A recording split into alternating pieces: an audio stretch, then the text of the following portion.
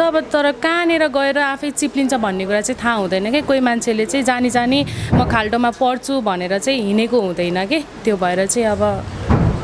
कुरा मनबाट स्ट्रङ हुनु पऱ्यो अब शरीर त अब के भन्नु होइन मनबाट स्ट्रङ हुन चाहिँ जरुरत छ अब लाइफ हो होइन अब दुःख सुख जसको पनि आउँछ कि सबैजनाको हुन्छ अब त्यो कुरालाई चाहिँ अब भगवान्ले यति राम्रो जिन्दगी दिनुभएको छ होइन हात खुट्टा छन् होइन जे गरेर पनि खान सकिन्छ जिन्दगीमा त्यो भएर चाहिँ अब दुःख आयो भनेर चाहिँ आत्तिन हुँदैन र सुख आयो भनेर चाहिँ मात्तिन चाहिँ हुँदैन क्या एकदमै नराम्रो लागेको थियो होइन फर्स्टमा त मैले त्यो भाइ होइन कि कसैले फेक न्युज होइन अब अहिले त एआईको प्रयोग गरेर पनि त्यो फोटो मात्र हालिदिएको पनि हुनसक्छ मिसयुज गरेको हुनसक्छ होइन तर पछि चाहिँ त्यो अब न्युजहरू आएको देखेर पनि त्यो चाहिँ रियल न्युज रहेछ भन्ने कुरा थाहा पाउँदा चाहिँ एकदमै नराम्रो लागेको थियो होइन अब त्यसरी चाहिँ त्यो अब प्राइभेसी कुराहरू हुन्छ जसको पनि लेनदेन भन्ने कुरा जसको पनि हुन्छ अब त्यो प्राइभेट कुरामै मिलाउनु पर्ने कुरा थियो त्यसरी चाहिँ सामाजिक सञ्जालमा चाहिँ त्यसरी हाल्नु चाहिँ गलत लाग्यो गर्नुहुन्छ एकदम हेरिरहेको हुन्छु मैले सानो सानो बेलाको त्यो इन्टरभ्यूहरू धेरै नै छ नि त मेरो अब त्यही ड्रेसबाटै धेरैजनाले मलाई वाच गर्नुभएको थियो अनि हेरिरहेको हुन्छु मैले सर्च गरेर अहिले टोटली लुक्समा चाहिँ अलि डिफ्रेन्ट छ होला पहिला र अहिलेमा पहिला चाहिँ अलि दुब्लो थिएँ अहिले चाहिँ अलि मोटाएँ अहिले चाहिँ त्यस्तै हुन पाए नै हुन्थ्यो नि मतलब के त्यो लुक्स अनुसार के दुब्ली थिएँ नि त अहिले त अब यस्तो मोटाइरहेको छु कतिजना अडियन्सले चाहिँ भन्नुहुन्छ कि कति राम्री भएको समीक्षा है त कमेन्ट आउँछ कि के खानुहुन्छ तपाईँले के खाँदिनँ मैले तर त्यो अब उहाँहरूको हेर्ने नजर आँखा राम्रो हो भनौँ न जसले राम्री भन्नुहुन्छ नि होइन त शिव दाइ एकदम राम्री छैन त समीक्षा अहिले डाइटको लागि के गर्दै हुनुहुन्छ कि किनकि पहिला जस्तै दुःख हुन चाहन्छु भन्ने इच्छा व्यक्त गर्नुभयो एकछिन जोस आउँछ अब चाहिँ म गर्छु भन्छु सक्दिनँ धेरै कोसिस गरेँ सक्दिनँ म अब के गर्नु यस्तै हो खानेकुरा छ जुन चाहिँ जति गरे नि छोड्नै नसक्ने कि अब यस्तो हो तपाईँहरू नि अब जस्तै केटी मान्छे भइसकेपछि अमिलो पिरो भन्ने कुरा त अब तपाईँहरूलाई थाहा छँदैछ होइन कति नै मनपर्छ भन्ने कुरा त्यो भएर अब अमिलो पिरो चाहिँ मैले धेरै नै खान्छु चटपटे पानीपुरी के मैले भने नि अघि समीक्षा दिन प्रतिदिन राम्रो हुँदै गइरहेको छ ग्लो अब यो सो बिजनेसमा दुईवटा प्रकारको क्यारेक्टर चल्छ के एउटा चाहिँ एकदमै फोटोजेनिक होइन हेर्ने बित्तिकै मसक्क मस्किने आहा कस्तो राम्रो है भन्ने एउटा चाहिँ म जस्तै हेर्ने बित्तिकै अलिकति फाइट खेल्न आइहाल्छ कि दुब्लाउने टिप्स दिनु न हजुरहरूले छ भने लास्ट टाइम अहिले त कति 61 त्यस्तै छु होला 61 जति छु होला टिप्स केही समीक्षालाई दुब्लाउने होइन अब मैले त के टिप्स यो अब केटा मान्छेलाई भएको भए त मैले टिप्स दिन मिल्थ्यो केटी मान्छेलाई दिने टिप्स फेरि मसँग छैन तर दाइले चाहिँ एकदम हेल्दी खानु हुँदो रहेछ मैले चाहिँ दाइको खानपिन चाहिँ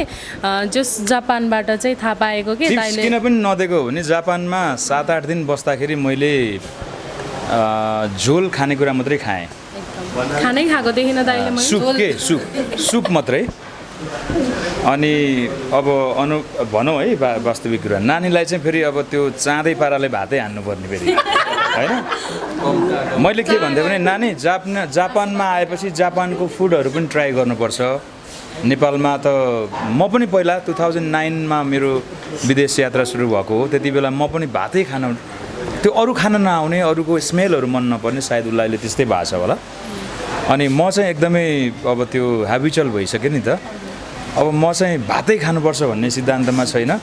बाँच्न सक्नको लागि जे पनि खाइन्छ भन्ने हो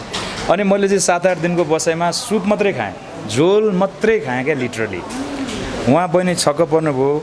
अनि सँगसँगै प्रश्न पनि गर्नुहुन्छ दाइ कसरी म त हेर्नु न कस्तो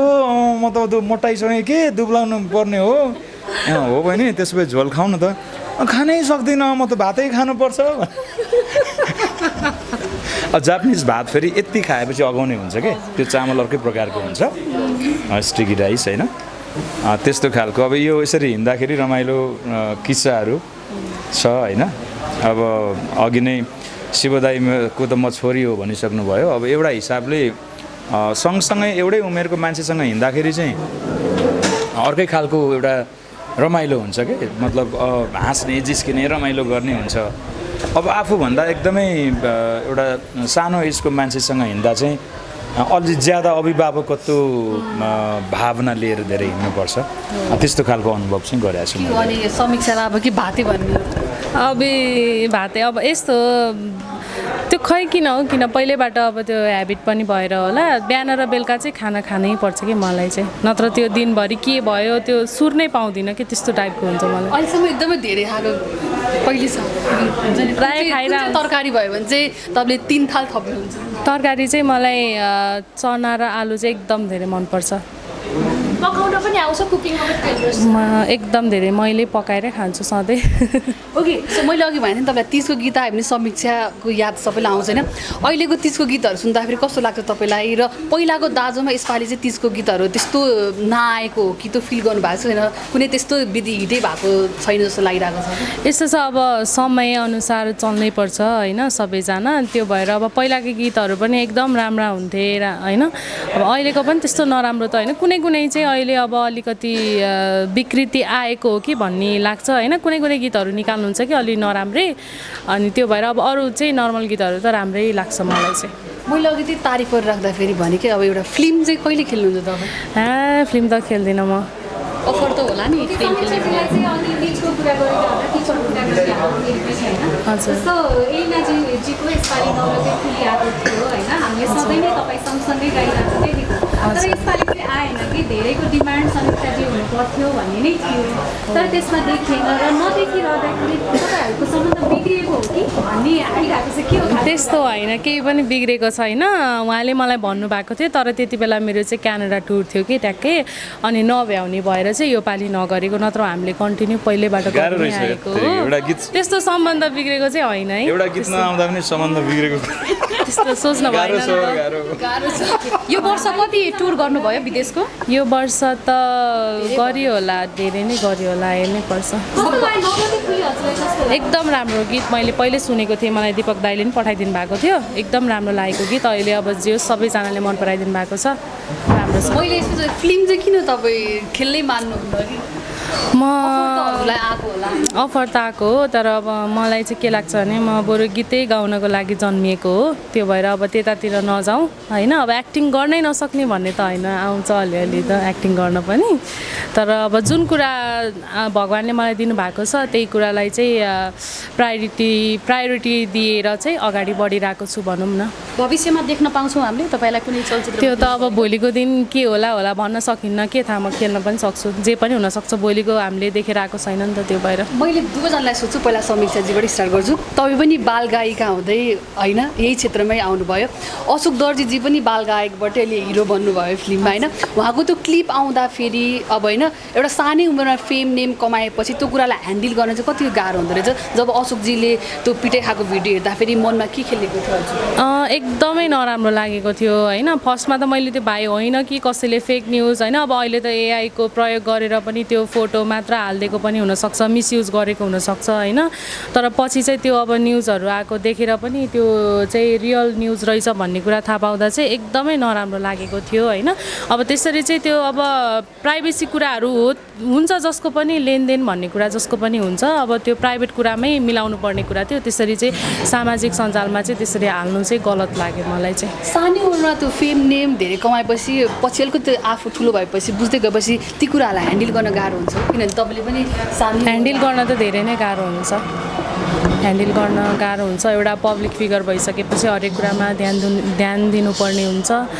अनि सोच विचारले अगाडि बढ्नुपर्ने हुन्छ अब तर कहाँनिर गएर आफै चिप्लिन्छ भन्ने कुरा चाहिँ थाहा हुँदैन क्या कोही मान्छेले चाहिँ जानी म खाल्टोमा पढ्छु भनेर चाहिँ हिँडेको हुँदैन कि त्यो भएर चाहिँ अब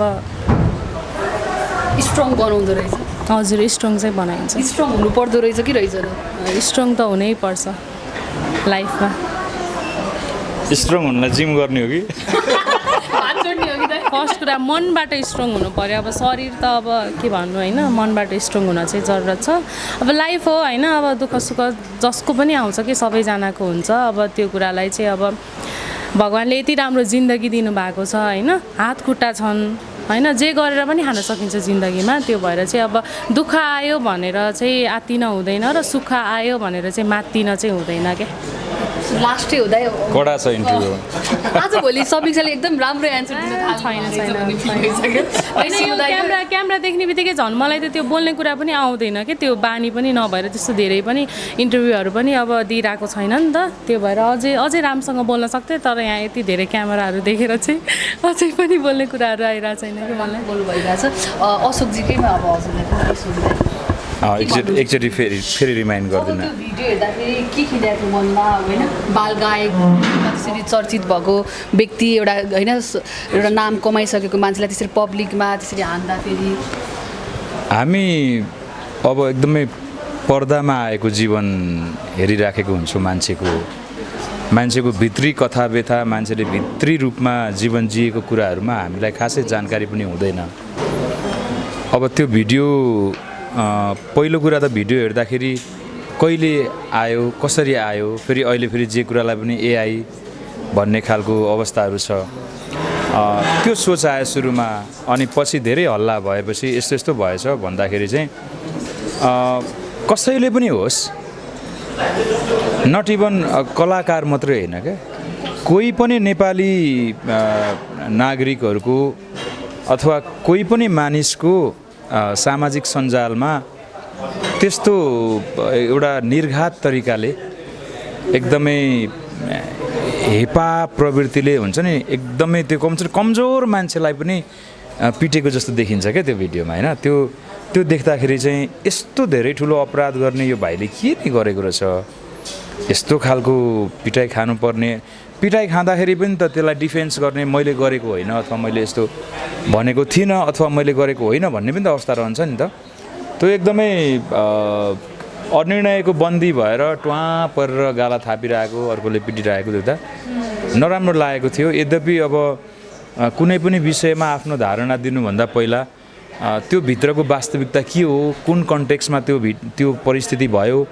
त्यो भिडियोले नखिचिएको भए त्यो कुरा त्यतिकै जान सक्थ्यो तर अब भिडियो खिचिएको कारण त्यो कुरा बाहिर आयो फेरि बाहिर कसले लिएर आयो के उद्देश्यका साथ लिएर आयो त्यो कारणले गर्दा तपाईँहरूको अमेरिका यात्रा सुखद रहोस् राम्रो थ्याङ्क यू सो मच हजुरहरूलाई पनि धेरै धेरै धन्यवाद।